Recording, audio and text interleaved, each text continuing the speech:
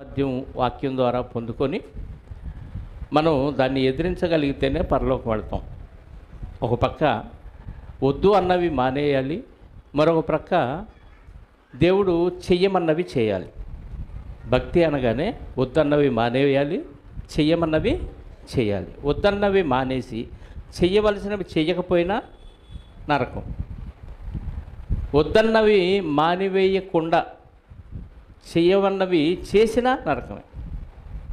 అర్థమైందా? అంటే మొత్తం కలిపి పాటిస్తేనే మనకు పరలోకం. అంటే పరలోకం వెళ్ళటం అంటే అంత ఆషామాషి కాదు.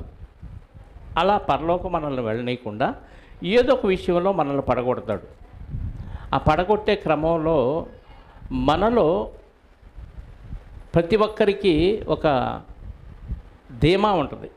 దాన్నే అతిశయం అంటారు. అతిశయం అంటే ధీమా, తగ్గింపు కాదు. అతిశయం అంటే ఒకలాంటి గర్వంతో కూడిన ఆ గుణం. దాన్ని ఎలా చెప్పాలో అర్థం కావట్లేదు. నాకేం ప్రాబ్లం లేదు, నేను బాగానే ఉన్నాను, నాకు ఇది ఉంది కదా అని ఏదో ఒక దాన్ని బట్టి మనిషి అతిశయించడం జరిగింది. ఆ అతిశయాన్ని మనలో పెట్టి దుష్టుడు మనల్ని పరిపాలిస్తూ ఉంటాడు. అందుకే వాడి గురించి వ్రాయబడిన ఒక మాటను మనం బైబిల్లో చూసుకొని ముందుకు వెళదాం. యెషయా గ్రంథం 14వ అధ్యాయము 17వ వచనం ఒకసారి చదవండి. యెషయా గ్రంథం 14వ అధ్యాయము 17వ వచనం.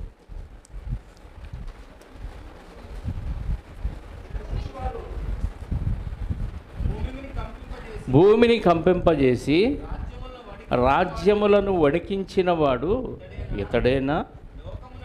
లోకమును అడవిగా చేసి దాని పట్టణములను పాడు చేసిన వాడు ఇతడేనా? తాను చెరపట్టిన వారిని తన నివాస స్థలమునకు పోనివ్వని వాడు ఇతడేనా?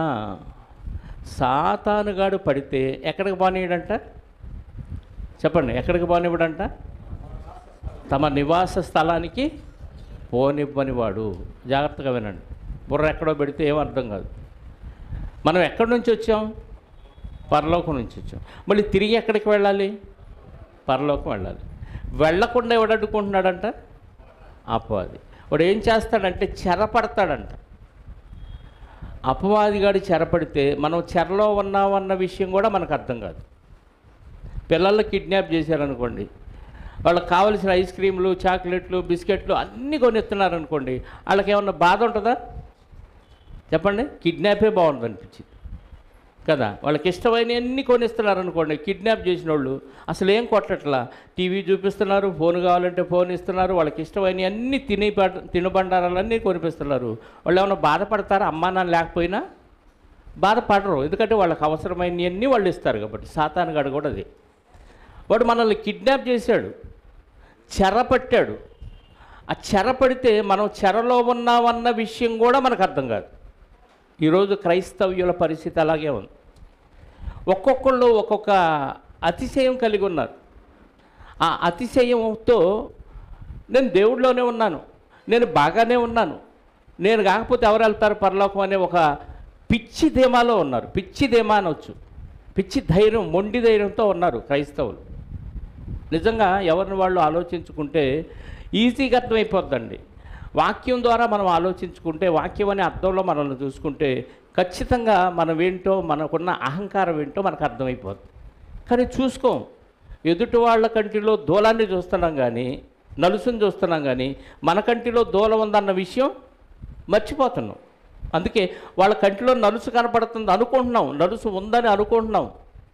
కానీ నీ కంటిలో దూలం ఉంటే వాళ్ళ కంటిలో నలుసు కూడా నీకు కనపడదు. ఇలా చూసే పరిస్థితి మనకు ఈరోజు వచ్చింది. అందుకే ఎవరికి వాళ్ళు అతిశయించే పరిస్థితులకు వెళ్ళిపోయారు.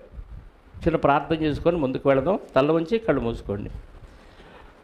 పరమనందు ఆశీనుడవై ఉన్న మా కన్న తండ్రి, సర్వశక్తిమంతుడా, మహోన్నతుడా, అదృశ్యుడైన తండ్రి, మీ మహాప్రేమ, కనికరం, వాత్సల్యం, మీ దీర్ఘశాంతాన్ని బట్టి మీకు స్తోత్రాలు. నిజంగా తండ్రి, దేవదూతల వలె మమ్మల్ని కూడా ఒక్కసారి తప్పు చేస్తేనే గెంటేసే పరిస్థితి వస్తే ఎవ్వరూ భూమి మీద మిగలరు. అందరూ అపవాదికి వాని దూతలకు సిద్ధపరచబడిన నిత్యానికి వెళ్ళిపోతారని.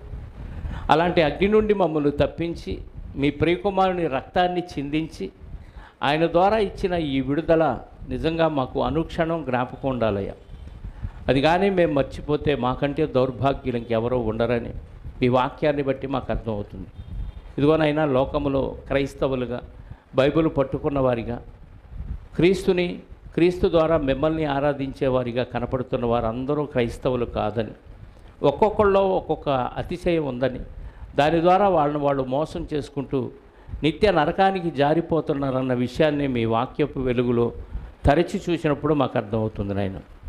ఈరోజు కొన్ని అతిశయాల గురించి మేము ఆలోచించుటకు సిద్ధపడుతూ ఉండగా మీ ఆత్మ సహాయంతో మీరు వ్రాయించిన మాటల్లోని లోతైన విషయాలను మేము గ్రహించగలిగే మనస్సును, హృదయాన్ని మాకు అనుగ్రహించమని, విని కూడా మమ్మల్ని మేము మోసపుచ్చుకోకుండా వాక్యానుసారంగా జీవించడానికి సహాయాన్ని దయచేయమని మా రక్షకుడు నీ ప్రియకుమారుడైన క్రీస్తు యేసు పరిశుద్ధ నామములో ప్రార్థించి అడిగి వేడుకొనుచున్నాను పరలోకపు తండ్రి, ఆమేన్.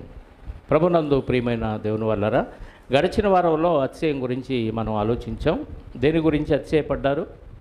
పోయిన వారం గుర్తుందా? సౌందర్యాన్ని గురించి అతిశయించిన ఇద్దరు వ్యక్తుల గురించి మనం ఆలోచించాం. మొదటి వ్యక్తి వస్తీ అయితే రెండవ వ్యక్తి అబ్షాలోము, దావీదు గారి కుమారుడైన అందగాడైన అబ్షాలోము గారి గురించి మనం ఆలోచించాం. ఈ వారం కూడా కొన్ని అతిశయాల గురించి మనం ఆలోచిద్దాం.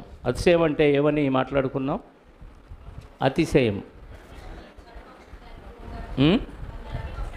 గర్వమా, ఇంకా డంబం, ఇంకా అహంకారం. అతిశయం అంటే డంబం, గర్వం, అహంకారం, ఇంకా గొప్పలకు పోవటం, ఇంకా అతిశయం అంటే ఒక ధైర్యం. అతిశయం అంటే ఏంటి? ఒక ధైర్యం. నాకు ఇది ఉంది, ఇంకా నాకేం ప్రాబ్లం లేదు, ఇది అతిశయం. చాలామంది ఒకరికొకరు వందనాలు కూడా చెప్పుకోరు. ఎందుకు చెప్పుకోరు చెప్పండి? చాలామంది చెప్పరు. ఒకరినొకరు పలకరించుకోరు. సంఘంలో వాళ్ళ గురించే మాట్లాడుతున్నా. ఒకరినొకరు పలకరించుకోరు. ఏంటి ఆ ధైర్యం ఏంటి? ఆ ధీమా ఏంటి చెప్పండి? ఎందుకు పలకరించినట్టే వాళ్ళకి ఏదో ధీమా ఉంది, ధైర్యం ఉంది. వాటితో పలకరిస్తే మనకేంది? పలకరిపోతే మనకు జరుగుతుందా లేదా? మనకు అన్నీ జరిగిపోతున్నాయి, ఇంకా పలకరియాల్సిన అవసరం ఏంటి? ఎవరైనా ఎప్పుడైనా ఎవరినైనా ఎందుకు పలకరిస్తారు, ఎందుకు కలిసి ఉంటారు అంటే కేవలం వ్యాపార లావాదేవీల కోసమే కలిసి ఉంటారు. భర్తతో భార్యకి అవసరం అయితే భర్త భార్యతో బాగుంటుంది, భార్యతో భర్త అవసరం అయితే బాగుంటారు. ఈ రెండు లేవనుకోండి, అంత బాగుండే అవసరం లేదు. ఏంటంటే ఆయన లేకపోతే నాకు గడవదా, ఆమె లేకపోతే నాకు జరగదా అనేవాళ్ళు ఎంతమంది ఉన్నారు? పిల్లలు కూడా తల్లిదండ్రుల అవసరం లేదనుకోండి, పిల్లలు తల్లిదండ్రులకి ఏమైనా లోబడతారా? పిల్లలు రెక్కలు వచ్చేదాకా లోబడినట్టు నటిస్తారు. వాళ్ళు ఉద్యోగాలు వచ్చి సంపాదించుకొని రెక్కలు వచ్చినాక లోబడాల్సిన అవసరం ఉందా? సమాజం కోసం లోబడినట్టు నటిస్తారే తప్ప భక్తి ఉన్న వాళ్ళ గురించి మాట్లాడట్లేదు, జనరల్గా మాట్లాడుతున్నారు. సమాజం గురించి ఏదో వాళ్ళు అనుకుంటారు వీళ్ళు అనుకుంటారనే ఉద్దేశంతో కలిసి ఉన్నట్టు నటిస్తారే తప్ప ఖచ్చితంగా లోబడే మనసు రాదు. ఎందుకంటే నా కాళ్ళ మీద నేను నిలబడుతున్నా, వాళ్ళ మీద ఆధారపడాల్సిన అవసరం ఏంటి? ఈ ఆలోచనలు ప్రతి ఒక్కరిలో ఉంటాయి. అది లోకస్తుల్లో ఉంటే పర్వాలేదు, కానీ క్రైస్తవుల్లో కూడా ఇదే ఆలోచనలుండి ఒకరితో ఒకరు సరిగ్గా మాట్లాడుకోకుండా, ఒకరినొకరు పరామర్శించుకోకుండా, ఒకరి ఇబ్బందుల్లో ఒకళ్ళు పలకరించుకోకుండా, కనీసం వందనాలు కూడా చెప్పకుండా ఉన్నారంటే ఎంత అతిశయం ఉంది వీళ్ళని చెప్పండి? అతిశయం అంటారా కాదా? ఎందుకు అంటే నాకేంటి వాళ్ళ పలకరిపోయినా నో ప్రాబ్లం, జరిగిపోతుంది, గడిచిపోతుంది కాబట్టి ఇబ్బందే లేదనుకుంటారు. కానీ ఇక్కడ కలిసి ఉండకపోతే ఖచ్చితంగా దేవుడు పరలోకానికి రానివ్వడు. నీ అతిశయాన్ని ప్రజలు చూడకపోవచ్చు, ఎవరికి కనపరచకపోవచ్చు, దాచిపెట్టుకున్నానని మనం అనుకోవచ్చు, కానీ దేవుడు అన్నీ చూస్తున్నాడు. మన హృదయపు ఆలోచనలు ఖచ్చితంగా దేవుడికి తెలుసు. నువ్వు ఎంత గర్వంతో అతిశయంతో ఉన్నావో ఖచ్చితంగా దేవుడికి తెలుసు. అతిశయం విశ్వాసులకి తగదు. అందుకే భక్తుల గురించి దేవుడు రాయించిన కొన్ని మాటలు మనం బైబిల్లో చూడగలిగితే ప్రియులారా,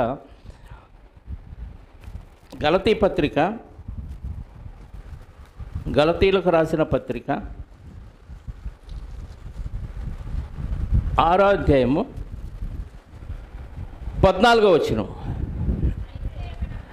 గలతీలకు రాసిన పత్రిక క్రైస్తవులైన ప్రతి ఒక్కరూ ఏదైనా ధీమా ధైర్యాన్ని వ్యక్తపరచాలంటే దేన్ని బట్టి చేయాలో చెప్తున్నాడు. అయితే మన ప్రభు అయిన యేసుక్రీస్తు శిలువ యందు తప్ప మరి దేని యందును అతిశయించుట నాకు దూరమగునుగాక. దాని వలన నాకు లోకమునకు నేనును సిలువ వేయబడి ఉన్నాము. అంటే లోకం తీరు వేరు, క్రైస్తవుల తీరు వేరు. లోకం ఎలా ఉంటుందంటే ఏం తిందాం, ఏమి తాగుదాం, ఏమి ధరిద్దాం, ఏ ఫంక్షన్కి వెళ్దాం, ఎక్కడ ఎంజాయ్ చేద్దాం, లోకం అంతా ఎలా నడుస్తుందో క్రైస్తవులు కూడా అదే నడిచే పరిస్థితిలోకి వెళ్ళిపోయారు. లోకం అంతా ఏమన్నా అయిపోనియండి, వాళ్ళు ఆనందంలో అల్లాడిపోని, ఆనంద డోలికల్లో విహరించని, వాళ్ళు ఎంజాయ్ చేయని. తాగటంలో ఎంజాయ్ చేస్తారు, తిరగటంలో ఎంజాయ్ చేస్తారు, ఫంక్షన్లో ఎంజాయ్ చేస్తారు, చదువుల్లో ఎంజాయ్ చేస్తారు, ఇంట్లో ఎంజాయ్ చేస్తారు, ప్రతి దానిలో ఆనందాన్ని అనుభవిస్తూ ఉంటారు. కానీ పౌలు గారు అంటున్నాడు, యేసుక్రీస్తు శిలువ యందు తప్ప నాకు ఇంకే దేని యందు అతిశయం లేదంటున్నాడు. అంటే నేను చస్తే నా ప్రభువు ద్వారా నాకు రక్షణ వచ్చింది, ఇదే నాకు గొప్ప అంటున్నాడు. అర్థమవుతుందా? ఆ ధీమా. లోకమంతా ఏమన్నా అయిపోని, యేసుక్రీస్తు ద్వారా నాకు రక్షణ వచ్చింది, హ్యాపీ నేను అంటున్నాడు. అంత ధైర్యంగా, అంత ధీమాగా, అంత అతిశయిస్తున్నాడు. దేని యందు? ఏమన్నా ఏ రోజైనా నాకు తినటానికి ఉన్నా లేకపోయినా, ఉండటానికి ఉన్నా లేకపోయినా, పస్తులున్నా బట్టలున్నా ఏమున్నా లేకపోయినా నా ప్రభు ఉన్నాడు చాలు, నేను చస్తే పరలోకి వెళ్ళిపోతాను, దీంతో తృప్తిగా నిద్రపోయిన వాళ్ళు ఎంతమంది ఉన్నారు చెప్పండి? ఈ ఆలోచనతో హ్యాపీగా, ఏ దిగులు లేకుండా, ఏ చింత లేకుండా, లోకం వైపు చూసి బాధపడకుండా, నాకు ప్రభు ఉన్నాడు, ప్రభువు ద్వారా దేవుడు నాకు రక్షణ ఇచ్చాడు, నా పాపాలన్నీ పరిహరించాడు, నేను ఇప్పుడు పరిశుద్ధుడిని, ఈరోజు చనిపోయినా నేను పరలోకం వెళ్ళిపోతానని ఒక ధీమాతో ఏ రాత్రి అయినా నిద్రపోయారు? పోము. వాళ్ళకి అది ఉంది, వీళ్ళకి ఇది ఉంది, వాళ్ళకి లేదు, నాకు లేదు, ఇది లేదు, అది లేదు, ఆ భవిష్యత్తులో ఇది చేయాలి, అది చేయాలి, పిల్లలు చదివించాలి, పెళ్లి చేయాలి, మామూలుగా చేయకూడదు, అలా ఇలా చేయాలి అని ఏదో ఒక విషయంలో గొప్పగా ఫీల్ అయిపోతున్నామే తప్ప, ప్రభువు ద్వారా ఇచ్చిన రక్షణ తప్ప ఇంకా నాకు ఏది వద్దు, నాకు ఇది ఉంటే చాలు అనే తృప్తితో ఏ రోజైనా క్రైస్తవులు ఉన్నారంటే ఎక్కడ అలాంటి క్రైస్తవులు కనపడలేదు. మందిరాన్ని అలా చేద్దాం, ఇలా చేద్దాం, ఏసీ పెట్టిద్దాం మందిరానికి, ఇంకా మందిర సరిహద్దులు విశాలపరిచి అనేక మందిని చేరుద్దాం. ఎందుకు? ఎంజాయ్ చేయటానిక? డబ్బులు పోగేసుకోవటం, ప్రేమ విందులు చేయటం చాలా సంఘాల్లో. ఆ ప్రేమ విందుల్లో ఏముంటుంది? ఆట పాట. ప్రభు సిలువు యందు తప్ప దేని యందు నాకు అతిశయం వద్దంటున్నాడు. లోకానికి నేను, నాకు లోకము ఏమై ఉన్నామంట? లోకమునకు నేనును, నాకు లోకమును సిలువ వేయబడి ఉన్నాము. అంటే లోకానికి నాకు సంబంధం లేదా? చెప్పండి. లోకం అంతా ఎలా ఉంటుంది? సిలువ వేయబడినట్టు ఉంటుందా, వేసేటట్టు ఉంటుందా? లోకం సిలువ ఎప్పుడు వేస్తూనే ఉంటుంది లోకం. కానీ పౌలు గారు ఏమంటున్నాడు? అసలు దానికి నాకు సంబంధమే లేదు. లోకానికి నేను, నాకు లోకం సిలువ వేయబడినట్టున్నామంటే లోకంతో నాకు ఎలాంటి సంబంధం లేదు, శ్రమల పాలవుతాను, ఎందుకంటే ప్రభువు నాకు ఇచ్చాడు రక్షణ, ఈ రక్షణ యందు నేను అతిశయిస్తాను అంటున్నాడు. అంటే యేసుక్రీస్తు సిలువ యందు తప్ప క్రైస్తవుడు దేనిలో అతిశయించడానికి వీల్లేదా? లేదు. కానీ ఈరోజు ఎంతమంది క్రైస్తవులు అతిశయిస్తున్నారో తెలుసా? మొన్న మాట్లాడుకున్నట్టు బాగా వాక్యం చెబుతానని అతిశయించేవాళ్ళు. ఒక ఆయన యూట్యూబ్లో నీ సబ్స్క్రైబర్స్ ఎంతమంది ఉన్నారు, నా సబ్స్క్రైబర్స్ ఎంతమంది ఉన్నారు, పోటీ పెట్టి చూద్దాం అంటున్నాడు. ప్రతి వాక్యం చెప్పినప్పుడు వాళ్ళు ఏమడుగుతారు? వాళ్ళు బెల్ బటన్ నొక్కండి, సబ్స్క్రైబ్ చేయండి, ఇది అందరికీ ఎందుకు చెప్పండి? వీళ్ళ పాపులారిటీ పెరగటానికి, ఆ వాక్యం విని అనేక మంది ఆత్మలు మారటానిక? ఆ ఉద్దేశం ఎక్కడ ఎవరిలో కనపట్టలేదండి.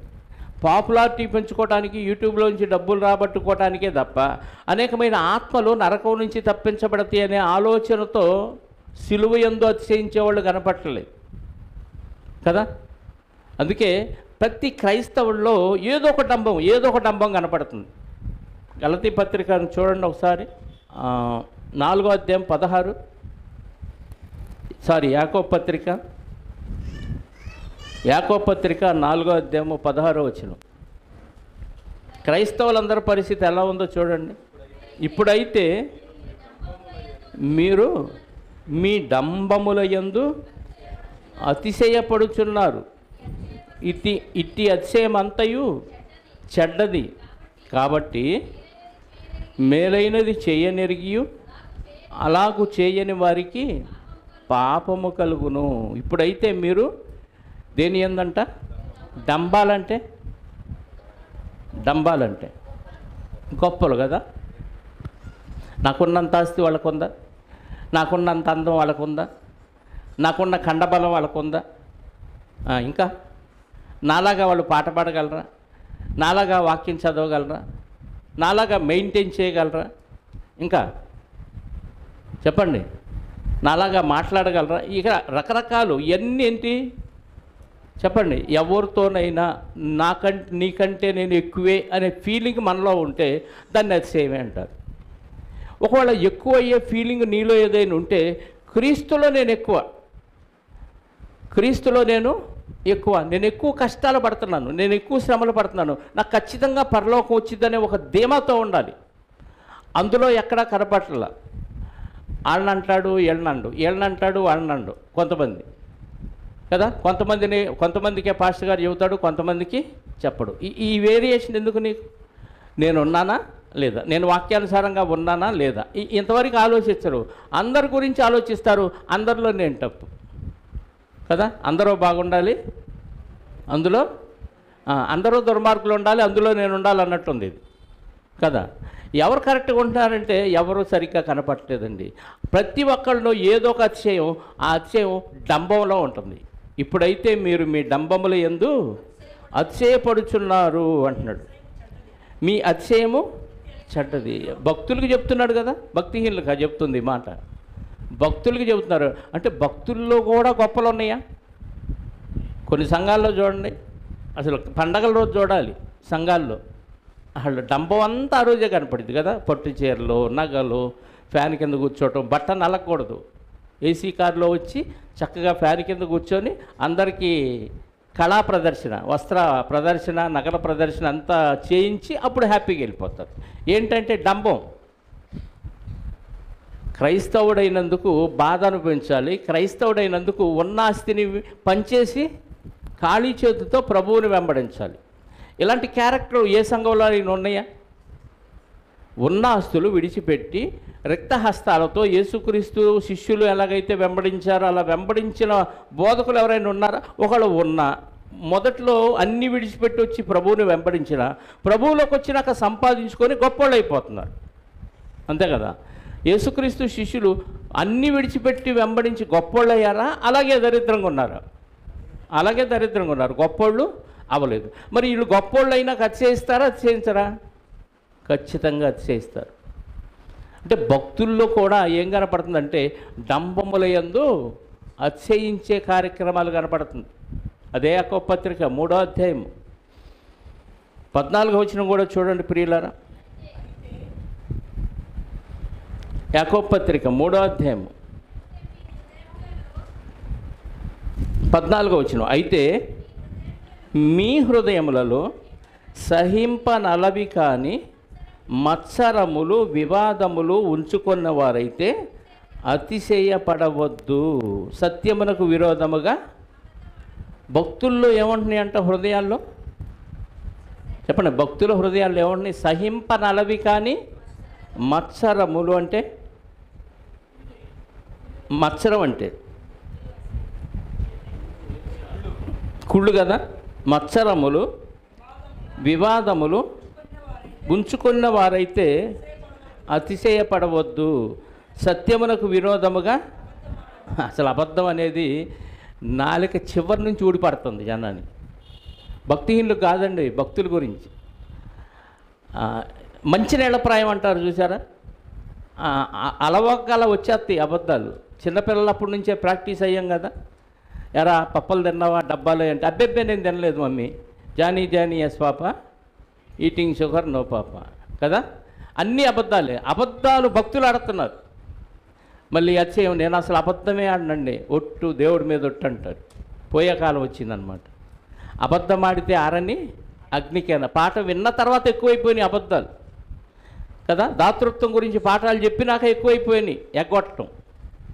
నిజంగా వాక్యంలో ఏదైతే చెబుతున్నామో దానికి ఆపోజిట్గా కార్యక్రమాలు జరుగుతున్నాయి. ఏదైతే మనం అతిశయించకూడదో ఆ అతిశయించకూడని విషయాల్లో ఈరోజు క్రైస్తవులు భయంకరంగా అతిశయిస్తున్నారండి. ఏమని చెప్పుకుంటాం, ఎన్నని చెప్పుకుంటాం. ఒకళ్ళు జ్ఞానాన్ని బట్టి అతిశయిస్తున్నారు, ఒకళ్ళు పదవిని బట్టి అతిశయిస్తున్నారు, ఒకళ్ళు అందాన్ని బట్టి, ఒక్కొక్కళ్ళు ఐశ్వర్యాన్ని బట్టి, ఒక్కొక్కళ్ళు ఇంకా అధికారాన్ని బట్టి, ఇలా రకరకాల కారణాలను బట్టి అతిశయించే వాళ్ళు కనపడ్డారు. మీరు గొప్ప అధికారాలా మనకుందంటే మనకున్న అధికారం అంతా ప్రభు ఇచ్చిన, ప్రభువు దయతో ఇచ్చిన అధికారమే. అది కూడా అధికారం అంటే ఎలా ఉండాలన్నాడు, అందరికీ పరిచారకుడై ఉండాలన్నాడు. అంటే పరిచారముతో కూడిన అధికారి ఎక్కడున్నారు చెప్పండి. అది ఇటు చేయి, ఈ పని ఇటు చేయి అని చెప్పేవాళ్ళే తప్ప వంగి చేసేవాళ్ళు ఉన్నారా? గడిచిన కాలంలో చాలాసార్లు చెప్పాను, ఎప్పుడు చేసేవాళ్ళే ఈ మందిర పరిచర్య చేయాలా, కొత్త వాళ్ళు ఏమన్నా వంగి చేస్తారా అంటే చేయరు. వాళ్ళకి అతిశయం. నేనేంటి ఆ పని చేయటం ఏంటి? మరి ఇల్లు ఊడ్చుకుంటావా, ఊడ్చుకుంటావు.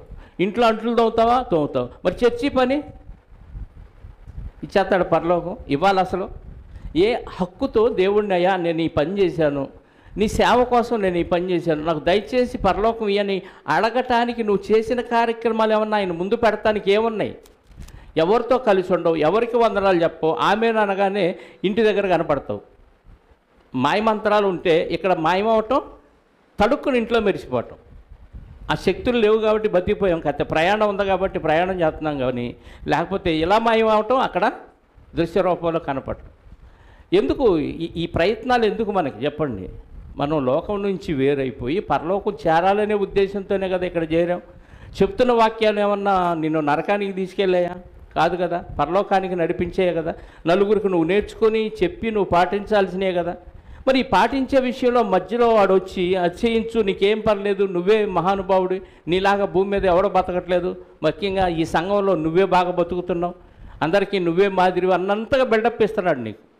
ఆడి మాటలు నమ్మేసి నిన్ను నిత్యలోకానికి పోనీయకుండా ఆడి మాటలు గుడ్డిగా నమ్మేసి ఆ అతిశయంలో అలాగే మునిగి తేలుతున్నావు.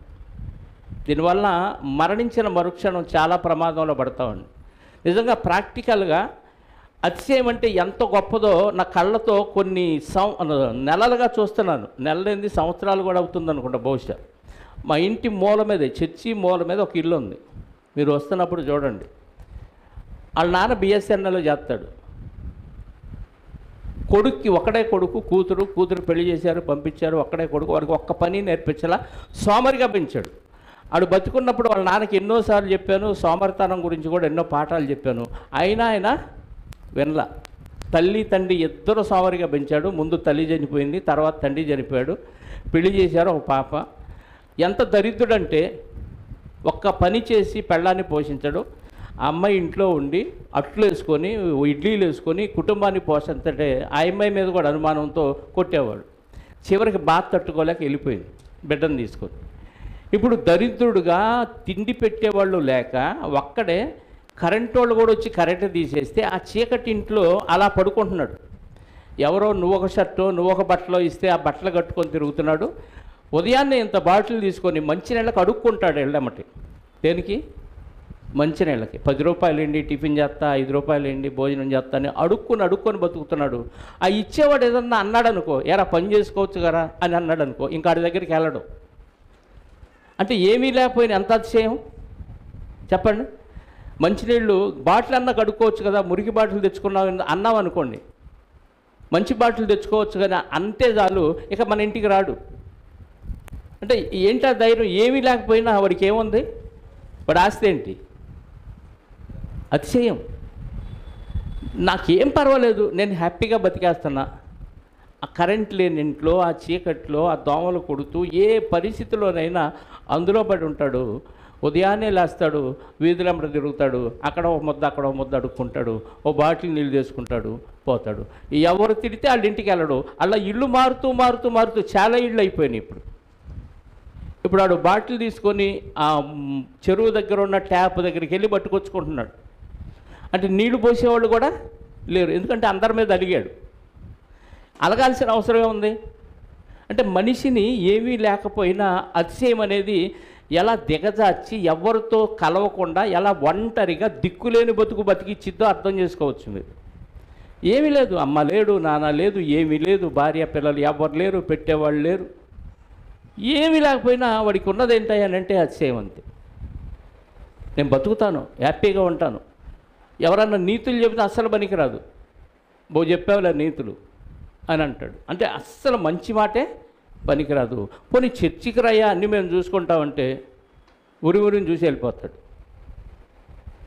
అంటే మనిషిలో ఏది చచ్చినా, చింత చచ్చినా పులుపు చావదంటారు చూసారా, అలా వాడిలో ఏమి చావలేదు, అతిశయం, ఆ గర్వం అనేది చావలేదు. ఇంకా వాడు బతుకట్ట పోవాల్సిందే. పోనీ మనిషి కదా, కనీసం మానవత్వంతోనన్నా సహాయం చేద్దామంటే అది కూడా తిరస్కరించే పరిస్థితి వాడికి.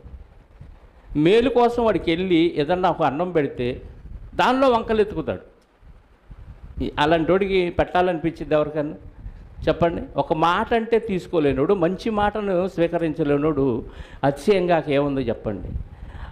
ఆ వ్యక్తిలోనే అంత అతిశయం ఉంటే ఏమీ లేనోడు, దిక్కు లేనోడు. ఇక క్రైస్తవుల్లో ఎంత ఉంటుందంటే చెప్పాల్సిన అవసరం లేదు, కనపడినట్టుగా ఉంది అతిశయం. ఒక్కొక్కళ్ళు ఒక్కొక్క దాన్ని బట్టి అతిశయించే పరిస్థితులు కనపడుతున్నాయి. బైబిల్లో రకరకాల అతిశయాలు ఉన్నాయి, అన్నీ మనం ఆలోచించడం. కానీ ఒకటి రెండు అతిశయాల గురించి ఈరోజు మనం ఆలోచిద్దాం ప్రియులారా. జ్ఞానాన్ని బట్టి అతిశయించే వాళ్ళు ఉన్నారు. ఒకసారి కొరింథీ రాసిన పత్రిక, లేదు ముందు ఇర్మియా గ్రంథం 9వ అధ్యాయం 23వ వచనం చూసి ముందుకు వెళదాం. ఇర్మియా గ్రంథం 9వ అధ్యాయం 23వ వచనం. యెహోవా ఇలాగూ సెలవిచ్చుచున్నాడు, జ్ఞాని తన జ్ఞానమును బట్టి, శూరుడు తన శౌర్యమును బట్టి అతిశయింపకూడదు. ఐశ్వర్యవంతుడు తన ఐశ్వర్యమును బట్టి అతిశయింపకూడదు. ఇందులో మనం జ్ఞాని తన జ్ఞానమును బట్టి అతిశయింపకూడదు. జ్ఞాని గురించి ఆలోచిద్దాం. జ్ఞాని అంటే ఎవరండి? జ్ఞాని అంటే ఎవరు? తెలియగలడు. ఇంకా తెలియగలడు, ఇంకా పాండిత్యం ఉన్నవాళ్ళు, ఇంకా జ్ఞాని. మనం శాస్త్రవేత్తలు ఏమనవచ్చు? జ్ఞానులు అనొచ్చు కదా, సైంటిస్టులని జ్ఞానులు. ఎందుకంటే మనకంటే ఎక్కువ జ్ఞానం ఉపయోగించి చాలా వస్తువులు కనుక్కుంటారు కాబట్టి జ్ఞానులు అంటే వీరురా అనుకుంటాం. ఇప్పుడు ఆ జ్ఞానం ఇచ్చింది ఎవరు? దేవుడు. నీకు నాకు జ్ఞానం ఇచ్చింది దేవుడు. ఏ రోజైనా దేవా నాకు ఇన్ని తెలివితేటలు ఇచ్చావని ఏ రోజన్నా థ్యాంక్స్ చెప్పారా మీలో ఎవరైనా? ఒక్కళ్ళు నాకు ఇంత తెలివిచ్చావయ్యా చదువుకోవటానికి, గుర్తుపెట్టుకోవటానికి, నా పనులు చేసుకోవటానికి, వాళ్ళలాగా మెంటలోడ్లాగా నన్ను పెట్టలేదు, నాకు ఇంత జ్ఞానం ఇచ్చావయ్యా, థ్యాంక్స్ అయ్యా, నేను నీకు ఇచ్చిన జ్ఞానాన్ని బట్టి ఏ రోజైనా దేవునికి కృతజ్ఞతాస్తుతులు చెల్లించారా? చెల్లించం. దేవుడిచ్చిన జ్ఞానం, దేవుడిచ్చిన ఆరోగ్యం, దేవుడిచ్చిన ఆయుష్, దేవుడిచ్చిన శరీరం, ఇవన్నీ దేవుడు ప్రసాదించింది. దేవుడు ప్రసాదించిన ఈ తెలివితేటలతో ఈరోజు మనిషి దేవుడే లేడనే పొజిషన్లోకి వెళ్ళిపోయాడు కదా. అంటే ఒక్క విషయం అర్థం చేసుకుంటే, దేవుడు లేడు అనేవాడు ఎవడు ఉండడు. ఖచ్చితంగా ఆలోచించగలిగితే, ఈరోజు నా మెదడు ఎలా పనిచేస్తుందంటే, నేను ఎలా ఆలోచించగలిగానంటే, ప్రకృతిలో ఏ జీవరాశికి లేని ఇంత మహాజ్ఞానం మనిషిగా నాకే ఎందుకుందనే మనసు పెట్టి ఎప్పుడైనా ఆలోచిస్తే ఖచ్చితంగా ఇది దేవుడి వల్ల నాకు ప్రాప్తించింది అనే విషయం అర్థమైంది.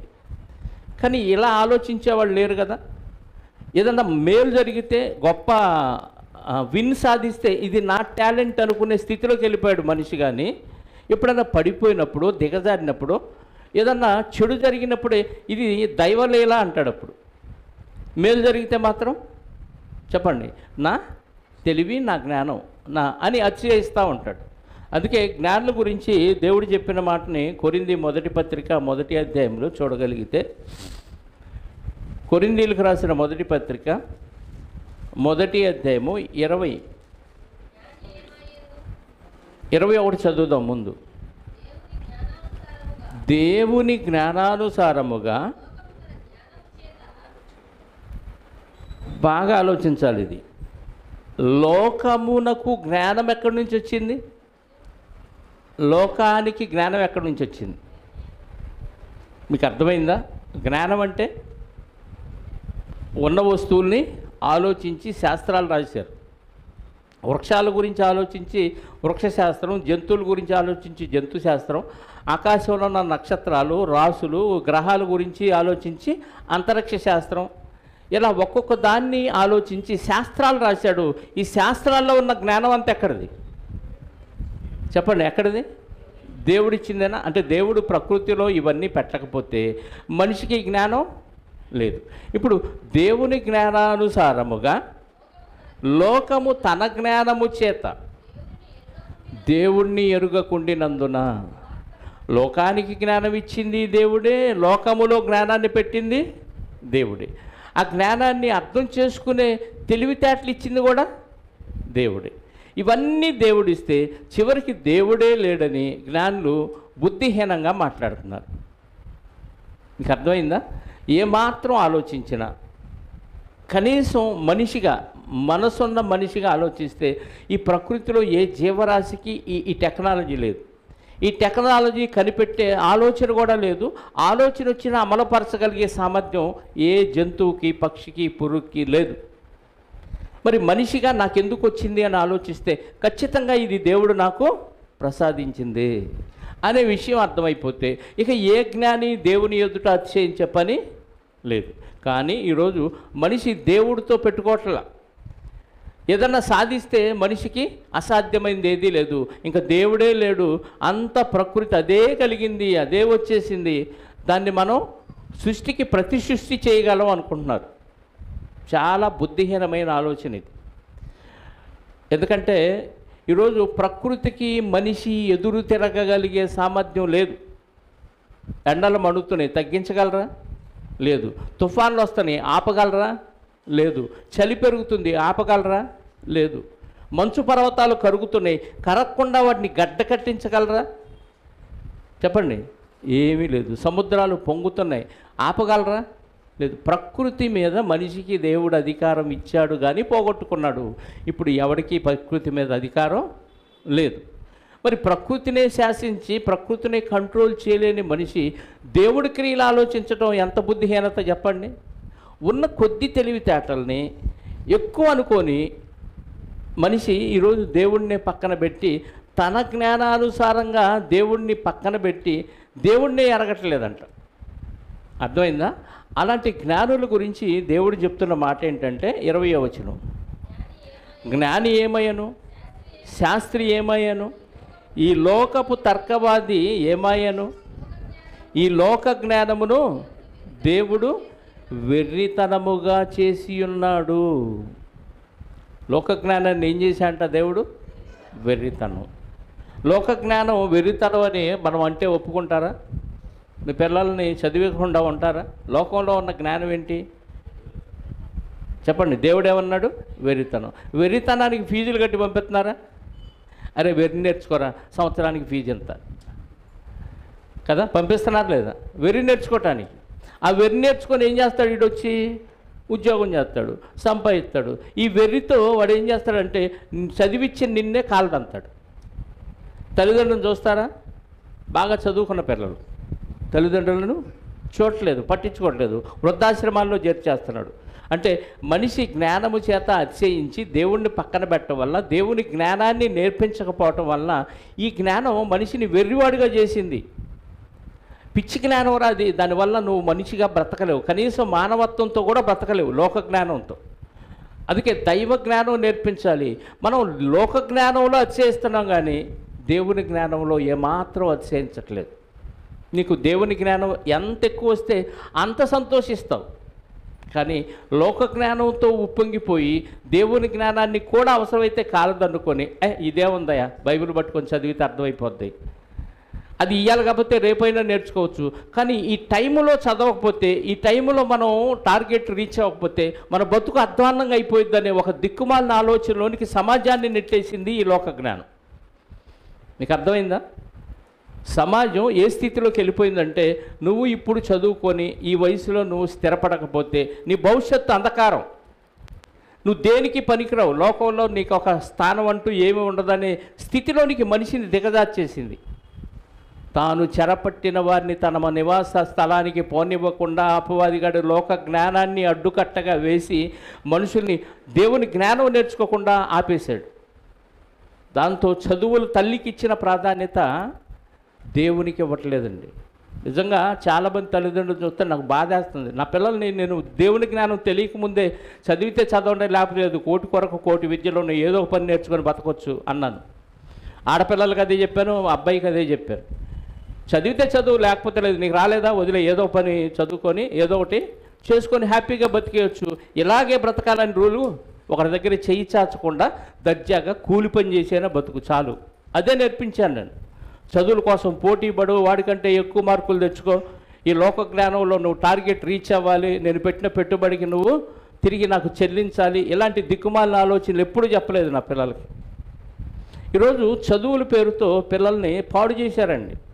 డబ్బులు ఇచ్చి మరీ కొనుక్కొని, ఈ జ్ఞానం లేకపోయినా పర్లేదు, దేవుని జ్ఞానం, ఆ జ్ఞానం మాత్రం డబ్బులు ఇచ్చి మరీ కొని పెడుతున్నాం. అవసరమైతే ఇంట్లో నుంచి పంపించి మరీ చదువులు తల్లికి అప్పగిస్తున్నాం. రేపు వాడు చదువుకొని వస్తాడు, ఉద్యోగాలు చేస్తాడు, సంపాదిస్తాడు, చనిపోతే పరిస్థితి ఏంటి చెప్పండి? చావు తర్వాత ఆ పిల్లల పరిస్థితి ఏంటి? నీ చేతులతో ఫీజులు కట్టి నరకానికి పంపించిన వారు ఎవరవుతున్నారు? తల్లిదండ్రులేనా? కానీ ఏమని ఫీల్ అవుతారు తెలుసా? మేమండి లక్షల ధారపోసి మా పిల్లల్ని చదివించామండి. ఎంత అతిశయమండి! జ్ఞానాన్ని బట్టి అతిశయిస్తున్నారా? ఏ జ్ఞానం అది? మా పిల్లలనండి కష్టపెట్టి దేవుని సేవలో పెంచామండి.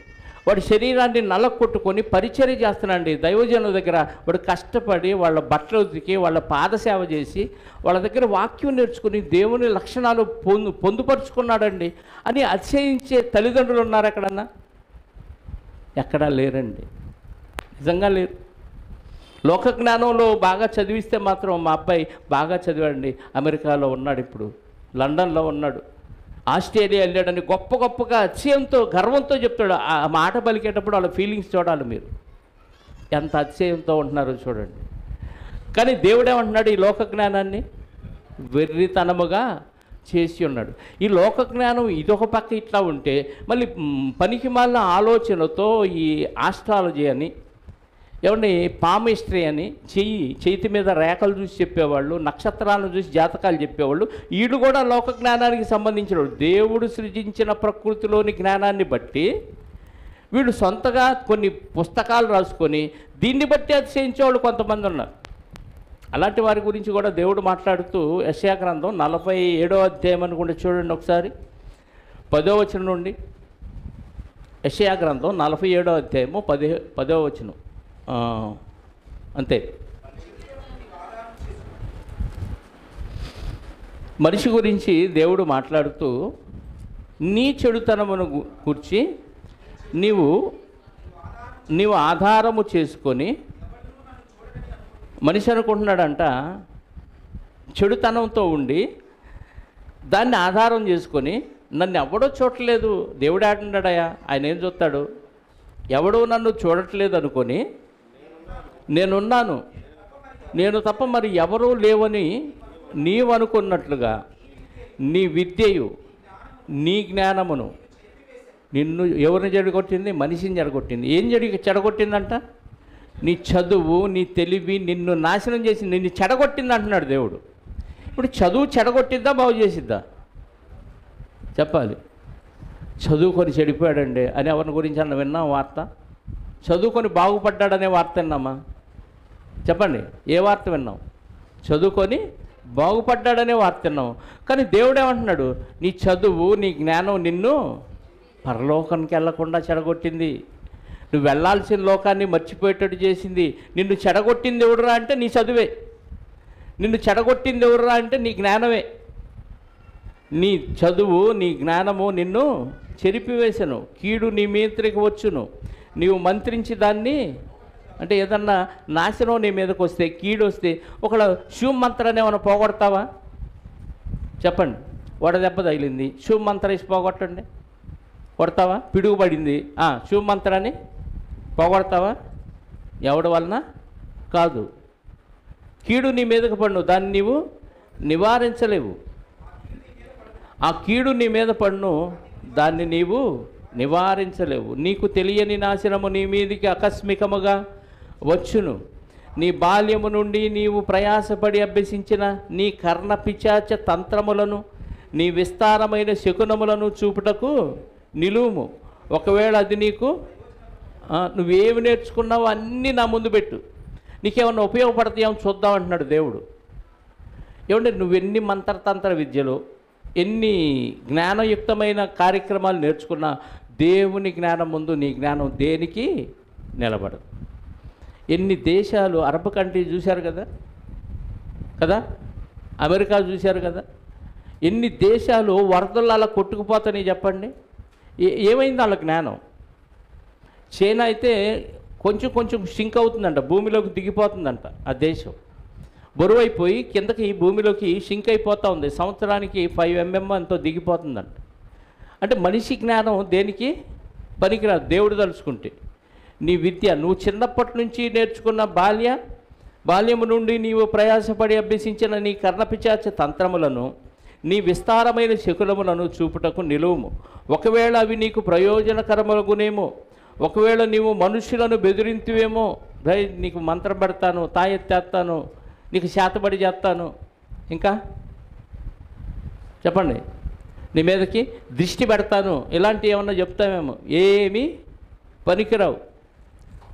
ఒకవేళ నీవు మనుషులను బెదిరింతువేమో, నీ విస్తారమైన యోచనల వల్ల నీవు అలసి ఉన్నావు. జ్యోతిష్కులు, నక్షత్ర సూచకులు, మాసచర్య చెప్పువారును నిలబడి నీ మీదికి వచ్చునవి రాకుండా అవి నిన్ను తప్పించి రక్షించునేమో ఆలోచించుము. శాంతి చేస్తాం, గ్రహాలకు శాంతి చేస్తాం, శనిగ్రహాన్ని కట్టడి చేస్తాం నీ మీదకు రాకుండా.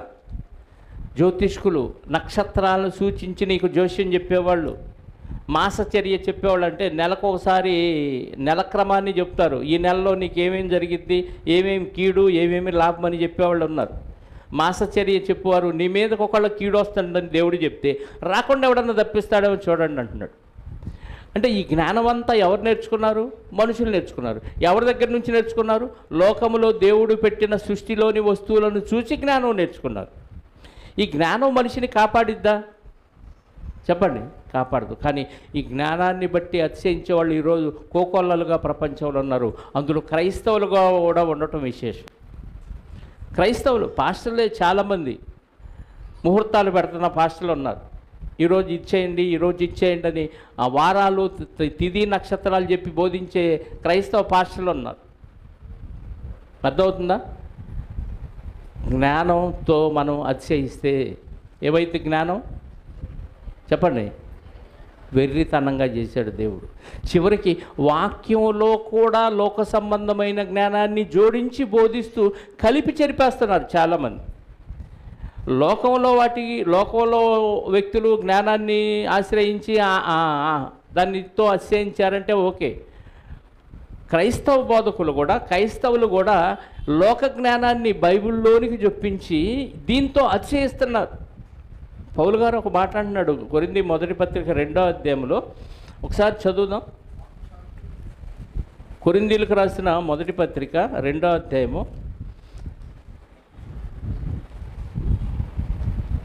మొదటి నుంచి చదువుదాం. ప్రియులారా, సహోదరులారా, నేను మీ యొద్దకు వచ్చినప్పుడు వాక్చాతుర్యముతో కానీ జ్ఞాన అతిశయముతో కానీ దేవుని మర్మమును మీకు ప్రకటించుచు వచ్చిన వాడను. అంటే పౌలు గారు ఎలా చెప్పలేదంట? వాక్చాతుర్యం అంటే చెప్పండి, మాటకారితనం. అసలు కొంతమంది పిట్టల ద్వారా పేరున్నారు. మీరు చిన్నప్పుడు పిల్లలు ఇన్ని ఉంటారు, పెద్దోళ్ళు ఇన్ని ఉంటారు. అసలు ఒకదానికొకటి లింకు చేసి టక అనర్గళంగా మాట్లాడుతూనే ఉంటారు. వాడు నోరు కదపటాన్ని చూసి మనం ఆశ్చర్యపోవాలి. ఎక్కడ రాజులు, ఎక్కడ రాజ్యాలు, ఎక్కడ బ్రిటిష్ వారు, ఏదేదేదో కలిపేస్తాడు, విచిత్రంగా మలిచేస్తాడు, అంతలోకే స్టోరీ అల్లేస్తాడు. వాక్చాతుర్యం అంటే మాటల గారడి. ఆ మాటల గారడికి అందులో సత్యం ఉందా అసత్యం ఉందా పక్కన పెడితే ఆడు మాటకు పడిపోతాం అంతే. కొంతమంది అమ్ముకునే వాళ్ళు వస్తారు, తెలుసుగా మీకు, ఏజెంట్లు ఏం చెప్తారు చెప్పండి? వస్తువులు ఎలా అమ్ముతారు? ఖచ్చితంగా ఇది నేనండి గ్యారంటీ, మీరు నమ్మండి, నా మాట నమ్మండి. నేను ఎందుకు చెబుతానండి మీకు అబద్ధం? వాళ్ళకంటే చెబుతాను కానీ మీకంటే అస్సలు అబద్ధమే చెప్పను, అంతా నిజమే చెబుతాను. నా మాట నమ్మండి, సత్యం ఒట్టు. నువ్వు తల్లిలాగా కనపడుతున్నావు, నా చెల్లిలాగా కనపడుతున్నావు, నా అక్కలాగా కనపడుతున్నావు అంటే మనం ఏమైపోతాం? ఓరే తమ్ముడా, ఓరే కొడక అనుకొని ఆడి మాట గుడ్డిగా నమ్మేస్తాం. ఆడటు బాగానే ఇలా చీర ఉతికేసామనుకో నీళ్ళలో, ఏమైద్ది? ఆరైతే రంగుబడిద్ది కదా. మాటల గారడితో నమ్మించి మోసాలు చేసేవాళ్ళు చాలామంది ఉన్నారు.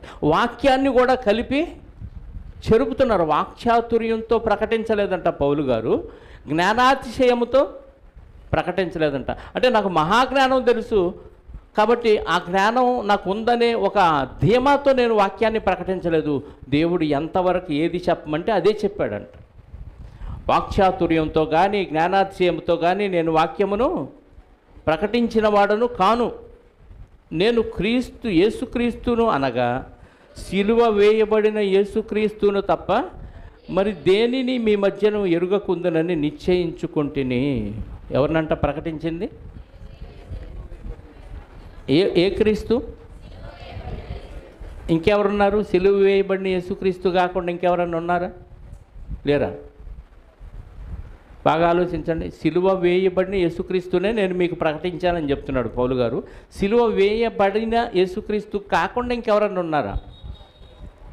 సిలువ వేయబడక మునుపు క్రీస్తున్నాడా? అంటే సిలువలో చనిపోక మునుపు క్రీస్తున్నాడా? ఉన్నాడు. ఎవరికి ప్రకటించాడు ఆయన? యూదులకు ప్రకటించాడు. ఏం ప్రకటించాడు? క్రీస్తు రాజ్యమును గురించి, దేవుని రాజ్యాన్ని గురించి ప్రకటించాడు. ప్రకటిస్తూ ఏం చేశాడు ఆయన? స్వస్థతలు చేశాడు, దెయ్యాలను వెళ్ళగొట్టాడు, ఇంకా చనిపోయిన వాళ్ళని లేపాడు, ఆహారాన్ని పంచిపెట్టాడు. సిలువకు ముందు క్రీస్తు అద్భుతాలు, సూచక్రియలు, మహత్కార్యాలు చాలా చేశాడు. కానీ సిలువ తర్వాత క్రీస్తులో మనం చూడాల్సిందేంటి చెప్పండి? నిన్ను నరకం నుంచి తప్పించి పరలోకానికి చేర్చే ఆ త్యాగం చూడాలి. ఆ క్రీస్తు యేసు సిలువ యందు తప్ప మరి నేను దేని యందునూ అతిశయింపనన్నాడు కదా పౌలు గారు. అంటే యేసుక్రీస్తు ద్వారా వచ్చిన రక్షణ మనకు ముఖ్యం. సిలువకు ముందు క్రీస్తు, చనిపోక ముందు క్రీస్తు అద్భుతాలు, సూచక్రియలు, మహత్కార్యాలు చూపించాడు. సిలువ తర్వాత క్రీస్తు చెప్పండి పరలోక రాజ్యాన్ని చూపించాడు. ఆ రాజ్యానికి ఎలా చేరాలో నేర్పించాడు కదా. సిలువకు ముందు క్రీస్తు యూదులకు వాళ్ళకున్న పరిస్థితులను బట్టి వాళ్ళ కట్టడలు, విధులను కొంచెం మార్చి చెప్పాడు. సిలువ తర్వాత క్రీస్తు సంఘములో ఉన్న విధి విధానాలని చక్కగా వివరించి చెప్పేశాడు. చాలా తేడా ఉంది. అందుకే సిలువ వేయబడిన క్రీస్తుని తప్ప నేను మరి దేనిని మీ మధ్య నెరుకకుందని నిశ్చయించుకుంటుని, మరియు బలహీనతలతోనూ భయముతోనూ ఎంతో అణుకువతోనూ మీ వద్ద ఉంటిని. మీ విశ్వాసం మనుష్యుల మూలం జ్ఞానమును ఆధారము చేసుకొనక దేవుని శక్తిని ఆధారము చేసుకొని ఉండవలనని నేను మాట్లాడిన, సువార్త ప్రకటించినను జ్ఞానయుక్తమైన తీయటి మాటలు వినియోగింపక. జ్ఞానయుక్తమైన తీయటి మాటలు వినియోగింపక అంటే అర్థం, మాటలో తీపి చేదు ఉంటుందా? మాటలో చెప్పండి, మాటలో తీపి చేదు ఉంటుందా? ఉంటే ఏమన్నావా? ఓ చేదు మాట చెప్పండి, చేదు మాట చెప్పండి. నీ నోట్లో మన్ను బొయ్య ఎలా ఉంది? చేదుగా ఉంది. నీ నోట్లో తేనె బొయ్య తీయగా ఉంది కదా. అంటే మాటలో ఏముంది? పౌలు గారు వాక్యం చెబుతూ ఏం చెప్పలేదంట? జ్ఞానయుక్తమైన తీయటి మాటలను వినియోగింపక పరిశుద్ధాత్మయు దేవుని శక్తియు కనపరుచు దృష్టాంతములనే వినియోగించి తిని. ఏమైనా జ్ఞానయుక్తమైన మాటలు అంటే మీరు సాక్ష్యాలు చూడండి బయట. ఒకప్పుడు నేను అది, ఇప్పుడు ఇది మారాను. ఓకే, అప్పుడు ఏ ఏ కార్యక్రమాలు చేశారో గంటన్నర చెబుతాడు అయ్యగారు. టైం అంతా అయిపోద్ది. రక్షణ సువార్త సింపుల్గా కొట్టేస్తాడు. లేదు, పుస్తకాలు ఉన్నాయి చాలామంది విశ్వాస వీరుల గురించి, అంటే బైబిల్లో లేని వాళ్ళు, వీళ్ళకి ఎవరికో తెలిసిన వాళ్ళు ఎవరో రాస్తే ఆ పుస్తకాలు చదివి పలాని అమెరికా దేశంలో పలాని సంవత్సరంలో పలాని భక్తుడు ఇలా చేశాడు అంట అనడు. ఏం చెప్తాడు? చేశాడు. ఏది ఈయన చూసి ఈయనతో ఆయన ముఖాముఖిగా మాట్లాడినట్టుగా చెప్పేస్తాడు. ఆయన చేశాడో లేదో నీకు నాకే తెలుసా? చెప్పండి, తెలుసా? తెలియదు. ఎవరో చూసినోళ్ళు చూడనోళ్ళు బంధువులో పుస్తకాలు రాస్తే ఆ పుస్తకాలు చదివాం. తరతరాలు ఆ పుస్తకాలు ప్రింట్ అవుతూ ఉండటాన్ని బట్టి అవి చూసి మనం తెలుసుకున్నాం. అందులో నిజమెంత అబద్ధం ఎంత తెలుసా తెలీదా? తెలియదు. మరి వాళ్ళ సాక్ష్యం గురించి నీకు ఎలా నమ్మకంగా వీళ్ళకి చెప్తున్నావు విశ్వాసులకి? అయినా వాళ్ళ సాక్ష్యాన్ని బట్టి ఈ వ్యక్తి మారితే అది వాక్యానుసారం అయిద్దా? సిలువను గూర్చిన వార్త విని మారితే వాక్యానుసారం అయిద్దా? వినుట వలన విశ్వాసం కలగాలి. విశ్వాసం ఏ మాట వలన? క్రీస్తుని గురించిన మాట వలన కలగాలి. పలానా సుబ్బారావు గారు సాక్ష్యం విని మారితే చెప్పండి. 1800 సంవత్సరంలో ఒక సుబ్బారావు గారు ఎవరో బ్రిటిష్ నుంచి వచ్చాడు, ఇక్కడ వాక్యాన్ని ప్రకటించి హతసాక్షి అయిపోయాడు. చదువుదాం, పుస్తకం చదివాం. ఆయన గురించి నీకు తెలియదు, నాకు తెలియదు. ఎవడో పుస్తకం రాస్తే చదివి నేను చెప్పాను అనుకోండి, ఒకవేళ అది నువ్వు నేర్చుకొని మారావు అనుకోండి, నీకేమైనా ఉపయోగం ఉంటుందా? జ్ఞానయుక్తమైన తీయటి మాటలంటివే. నీకు తెలియకుండానే ఆహా అంత బాగా ఉన్నాడా, అంత మహాభక్తుడా అని భక్తుడి మీదకి వెళ్ళిపోయింది కాన్సన్ట్రేషను. సిలువలో నీ కోసం చనిపోయిన ప్రభువు మీదకి వెళ్ళలేదు. పౌలు గారే అంటాడు కదా, నీ కోసం నేమన్నా అపోల్లో ఎవడు పౌలు ఎవడు మేమేమన్నా సిలువ వేయబడ్డామా? నీ కోసం రక్తం కార్చామా?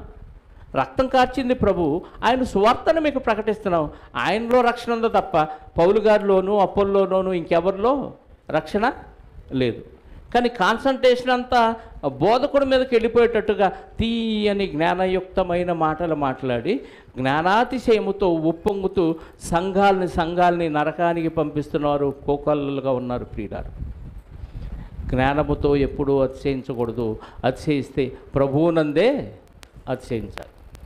మనలో చాలా లోపాలు ఉన్నాయి. ఆ లోపాలన్నీ పెట్టుకొని డంబంతో అతిశయిస్తున్నాం. లోపల మత్సరాలు పెట్టుకొని ఆ మత్సరాలతో మనం అతిశయిస్తున్నాం. జ్ఞానం లేకపోయినా జ్ఞానం ఉందనే ఉద్దేశంతో జ్ఞానయుక్తమైన మాటలు అనేకులకు బోధిస్తూ మనం జ్ఞానముతో అతిశయిస్తున్నాం. లోక జ్ఞానాన్ని దేవుడు వెర్రితనంగా చేశాడు. ఆస్ట్రాలజీ కానీ, మరి చేతి గీతలు చూసి చెప్పే ఈ శాస్త్రాలు కానీ, చిలకపస్తీలు కానీ, ఏదైనా సరే లోకములో ఉన్న జ్ఞానమంతా దేవుని దృష్టిలో ఏందంటది వెర్రితనం అంటున్నాడు. లోక జ్ఞానాన్ని దేవుడు వెర్రితనంగా చేశాడు. కానీ ఈ రోజు లోకంలో దేవుని జ్ఞానమే వెర్రిగా కనపడుతుంది.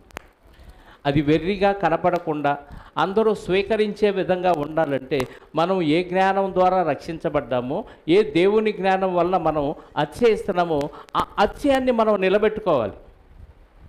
ఎవరన్నా గొప్పోళ్ళవని, నీ ముందు గొప్పోడు ఉన్నాడు, నీ ముందు ఆస్తిపరుడు ఉన్నాడు, నీ ముందు ధనవంతుడు ఉన్నాడు, నీ ముందు అధికారి ఉన్నాడు. వాళ్ళని చూసి నువ్వు కులుకోకూడదు. నీకు అర్థమవుతుందా? ఆడు గొప్పోడు, నేను తక్కువని ఈ ఫీలింగ్ మనకు ఉండకూడదు. ఎందుకంటే ఆడికంటే నువ్వే గొప్పోడు. ఎందుకు నువ్వే గొప్పోడు అంటే ఆడిక్కడ దాకే ఈ డంబాన్ని అనుభవిస్తాడు. భూమి మీద బతుకున్నంతకాలమే వీడికి ఈ పదవి ఉంటుంది, భూమి మీద బతుకున్నంతకాలమే వీడికి ఆస్తి ఉంటుంది, భూమి మీద బతుకున్నంతకాలమే ఈ అంతం ఉంటుంది. చనిపోయిన తర్వాత వీడితో వచ్చేది ఏది లేదు. నేను చావు తర్వాత కూడా దేవుని దగ్గర ఉంటాను. ఎవరు గొప్ప? చనిపోయిన తర్వాత బ్రతికి దేవుని దగ్గర ఉండే మనం గొప్ప. ఎంత ప్రపంచంలో ఉన్న ఆస్తి అంతా ఒకరికి సొంతమైతే ఆడు గొప్పోడు అనుకుంటే ఆడు గొప్ప. ప్రపంచంలో గొప్పోళ్ళు ఎవరైతే ఉన్నారో వాళ్ళు ఇంతవరకే గొప్పోడు. ఈ లోకాన్ని దాటిన తర్వాత ఇంకా వాళ్ళకి ఏమీ ఉండదు. ఇప్పుడు మన ఫీలింగ్ ఎలా ఉండాలి? ఆఫ్టర్ ఆల్ వాడు ఇక్కడే గొప్పోడు. ఇదంతా అనుభవించేది 60-70 ఏళ్ళు మహా అయితే. ఇంతకు మించి వాడు ఏమీ అనుభవించలేడు. వాడికంటే గొప్పోడిని నేను. నాకు సిలువ యందు తప్ప దేని యందు నాకు అతిశయం లేదు. నాకు నా ప్రభువు ఉన్నాడు, నాకు రక్షణ ఉంది, హ్యాపీగా నేను పరలోకం వెళ్ళిపోతాను అనే ధీమాతో ఉండాలి క్రైస్తవుడు.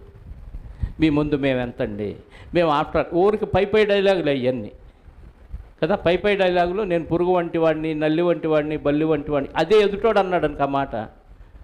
ప్రార్థనలోనేమో నేను పురుగు లాంటి దాన్ని, నల్లి లాంటి, బల్లి లాంటి. రేపు వాదోపాదాలు వచ్చి నువ్వు పురుగా అన్నావు అనుకోండి, అంత మాట అంటావు అని అంటాం. డైలాగ్కే తగ్గించుకుంటున్నట్టు కనపడుతున్నాం కానీ ఏమాత్రం తగ్గేదేలే అంటున్నాం. కనుక ప్రభునందు ప్రియమైన దేవుని వాళ్ళరా, అతిశయం తగదు. ఒకవేళ అతిశయిస్తే దేవుని యందు తప్ప దేని యందు అతిశయించకూడదు. అసలు మనం పవిత్రులుగా ఉన్నందుకే చాలా సంతోషించాలి. యోబు గారు ఒక మాట అంటాడు. యోబు గ్రంథంలో ఒక మాట చూద్దాం. యోబు గ్రంథం 10వ అధ్యాయం 15వ వచనం. మనకు వచ్చిన పవిత్రత యేసుక్రీస్తు వారి ద్వారా వచ్చింది, పరిశుద్ధత. కానీ ఆ పరిశుద్ధత వచ్చిన యోబు గారు ఏమంటున్నాడో చూడండి ఒక మాట, 10వ అధ్యాయము 15వ వచనం.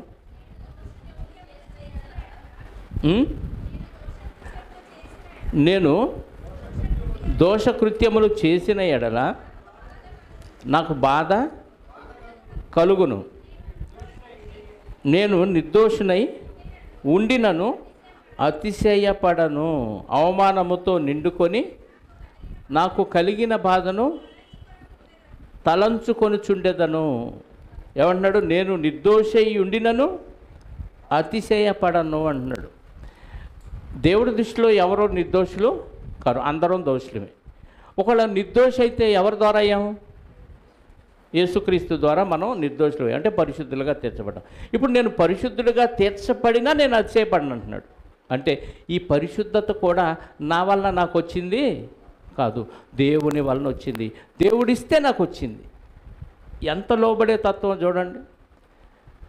ఈ పరిశుద్ధత కూడా దేవుని దయ వల్లనే నాకు వచ్చింది. కాబట్టి ఈ పరిశుద్ధత విషయంలో కూడా నేను అతిశయపడను అంటున్నాడు పౌలు గారంటే, యోబు గారంటే. ఎంత దేవుని దగ్గర ఎంత తగ్గింపు జీవితం కలిగి ఉన్నాడో చూడండి ప్రియులారా. కోటీశ్వరుడు, మనలాంటి తక్కువ కేడరోడు కాదు. కోటీశ్వరుడు సైతం ఏమంటున్నాడు? నేను నిర్దోషినై ఉండినను అతిశయపడను అంటున్నాడు.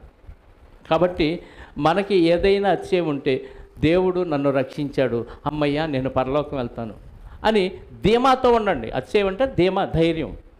నాకు ఆస్తి రక్షించింది, నాకు బంధువులు ఉన్నారు, నాకు స్నేహితులు ఉన్నారు, నాకు పదవి ఉంది, నాకు ఉద్యోగం ఉంది, నాకు మంచి ఇల్లు ఉంది, ఇవేవి నీతో రాదు. ఏవి ఒక్కరు కూడా నీతో రాదు. చనిపోయిన రోజు ఒంటరిగా వెళ్ళిపోతావు. వస్తే నీతో కాపాడుకోగలిగితే నీకు పరిశుద్ధతే నీతో పాటు వచ్చింది. క్రీస్తు రక్షణ తప్ప నీతో పాటు వచ్చేదేది లేదు. దేవదూతలు రావాలి నువ్వు చనిపోగాలి. ఆ దేవదూతలు వచ్చి నిన్ను పరలోకం పరదేశకు చేర్చగలిగే స్థితి నీకు వస్తేనే దానిలో నువ్వు అతిశయించాలి తప్ప ఇంకా దేనిలో అతిశయించినా నీ అతిశయం అంతా వృధా. ఎవరికి వాళ్ళం సంతోషపడటమే. ఎవడైతే నాకేంటి, నేను ఇంతే అనుకున్నావు అనుకో, రేపు అంతే. అర్థమైందా? కాబట్టి అతిశయం అనేది క్రైస్తవులకి ప్రభువుని బట్టి తప్ప దేనిలో ఉండకూడదని, అది కూడా ఉంటే ఎలా ఉంటారంటే అందరితో సమాధానంగా ఉంటారు, అందరితో కలిసిమెలిసి ఉంటారు, అందరూ ఏకదేహముగా ఉండాలని దేవుడు కోరుకున్నాడు. కాబట్టి దేహంలోని అవయవాలు ఒకదానికొకటి ఎలా విభేదించుకోవో అందరం కలిసి ఐకమత్యంగా సహోదర ప్రేమతో కలిసి అందరం కలిసి క్రీస్తునందు అతిశయించాలి తప్ప ఒకళ్ళతో ఒకళ్ళు అతిశయించి ఆర్భాటాలకు పోయి, ఆడంబరాలకు పోయి, గౌరవ ప్రతిష్టలకు పోయి దేవుని యొక్క నిత్య జీవాన్ని మనం కోల్పోకూడదని ప్రేమతో మనవి చేస్తూ ఈ మాటలు ముగిస్తున్నాను. ప్రార్థన చేసుకుందాం. పరిశుద్ధుడైన మా కన్న తండ్రి, మహోన్నతుడా, భూమి మీద రకరకాల అతిశయాలు ఉన్నాయి. ఇదంతా సాతానుగాడు, నీకేం కాదులే, నీకు సామర్థ్యం ఉంది, నీకు అనుభవం ఉంది, నీకు కండబలం ఉంది, నీకు రాజ్యాధికారం ఉంది, నీకు పదవి ఉంది, నీకు ఆస్తి ఉంది, నీకు ఇల్లు ఉంది, నీకు అందం ఉంది, ఇలా రకరకాల కారణాలతో అతిశయించాల్సిన విషయాన్ని పక్కన పెట్టి అతిశయింపని కూడని విషయాల్లో మాకు అతిశయాన్ని కలిగిస్తూ ఒకరితో ఒకరు పొసగక, ఒకరంటే ఒకరికి పడక, ఈ అతిశయాన్ని బట్టి వేరైపోయే పరిస్థితులు తీసుకొచ్చాడు. వాడి యొక్క తంత్రాలను ఎరిగిన వారముగా తండ్రి, క్రీస్తు శిలువయందు తప్ప మరి దేని యందు అతిశయించక జ్ఞానయుక్తమైన తీయటి మాటలు మేము పలకకుండా వాక్యములో ఉన్నదున్నట్టు పరిశుద్ధాత్మ అనుగ్రహించిన దృష్టాంతములతోనే మాట్లాడుతూ వాక్యాన్ని సరిగా విభజించి బోధించి వాక్యానుసారమైన జీవితాన్ని పాటించగలిగే సామర్థ్యాన్ని మీ పిల్లలైన వారికి అనుగ్రహించండి తండ్రి. సాతాను ఎన్నో కుయుక్తులు పన్నుతూ ఉన్నాడు. ఏ ఒక్కరిని వాక్యానుసారంగా బ్రతకకుండా ఏదో ఒక అతిశయాన్ని పెట్టి చెడగొడుతూ ఉన్నాడు. వాడి అతిశయాన్ని అంతా తీసివేయండి. మీ పిల్లల్ని కాపాడండి. కోడి తన రెక్కల కింద ఎలా కాపాడుతుందో అలా మీ పిల్లల్ని మీ రెక్కల కింద కాపాడి భద్రపరచమని వచ్చిన బిడ్డలందరినీ మరొకసారి మీ చేతులకు అప్పగించుకుంటూ మహిమ, ఘనత, ప్రభావాలు మా అందరి ద్వారా మీరే పొందుకొనమని, మరి భయంకరమైన వాతావరణాలు మార్పు చెందుతున్న ఈ పరిస్థితుల్లో మీ పిల్లలైన వారిని చల్లగా కాపాడండి. అలాగే తండ్రి, మరి ఎలక్షన్ కౌంటింగ్ జరిగి ఎలాంటి అవాంతరాలు, వివాదాలు జరగకుండా మీ పిల్లలైన వారికి మరి ముఖ్యంగా రక్షణ భాగ్యాన్ని అనుగ్రహించమని కోరుకుంటూ తిరిగి ఎవరి గృహాలకు వాళ్ళు వెళ్ళుచుండగా సురక్షితంగా గమ్యానికి చేర్చి, మీ చిత్తమైతే మీ కుమారుని రాకడ ఆలస్యమైతే మరొకసారి మేము కలుసుకోవటానికి కృపాక్షేమాలు మాకు దయచేయమని మా రక్షకుడు నీ ప్రియకుమారుడైన క్రీస్తు యేసు పరిశుద్ధ నామములో ప్రార్థించి అడిగి వేడుకొనుచున్నాను పరలోకపు తండ్రి. ఆమేన్.